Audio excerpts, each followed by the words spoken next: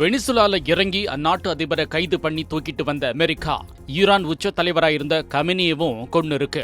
அடுத்ததா கியூபா மேல கை வைக்க இருக்கிறதா ட்ரம்ப் சொல்லிக்கிட்டு இருக்காரு.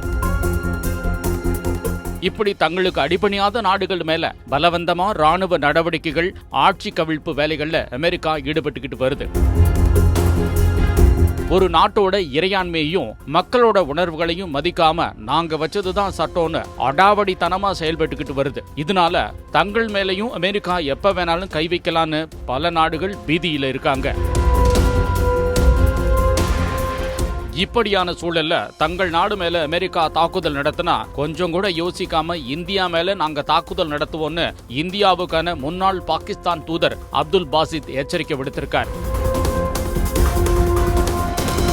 பாகிஸ்தானை யாராவது சீண்டினா மும்பை, டெல்லின்னு நாங்க விரும்பக்கூடிய இடத்துல எல்லாம் பேரழிவை ஏற்படுத்தக்கூடிய அளவுக்கு தாக்குதல் நடத்துவோம்னு அவர் சொல்லியிருக்காரு. இது மாதிரியான சூழலை நாங்களும் விரும்பல, இந்தியாவும் விரும்பாது. ஆனா சூழல் அந்த மாதிரி அமைஞ்சதுன்னா எங்களுக்கு வேற வழி இல்லைன்னு அவர் திட்டவட்டமா சொல்லியிருக்காரு. ஆப்கானிஸ்தான் மேல பாகிஸ்தான் தாக்குதல் நடத்திக்கிட்டு வரக்கூடிய நிலைமையில அப்துல் பாசித்தோட இந்த கருத்து சோசியல் மீடியாக்கள்ல பேசு பொருளா மாறிக்கிட்டு வருது. அமெரிக்கா அடிச்சா அமெரிக்காவை தானடா நீ திருப்பி அடிக்கணும், எங்களை ஏன்டா வம்புக்கு இழுக்கிற அப்படின்னும், நீ அடிக்கிற வரைக்கும் நாங்க ஒன்றும் சும்மா இருக்க போறதில்ல அப்படின்னும், தொட்டு வேணா பாரு அப்படின்னும் நெட்டிசன்கள் கமெண்ட் பண்ணிட்டு வர்றாங்க.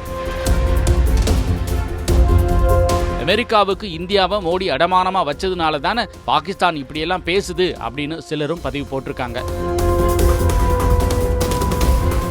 2014 இருந்து 17 வரைக்கும் இந்தியாவுக்கான பாகிஸ்தான் தூதரா அப்துல் பாசித் இருந்தாருங்கிறது குறிப்பிடத்தக்கது.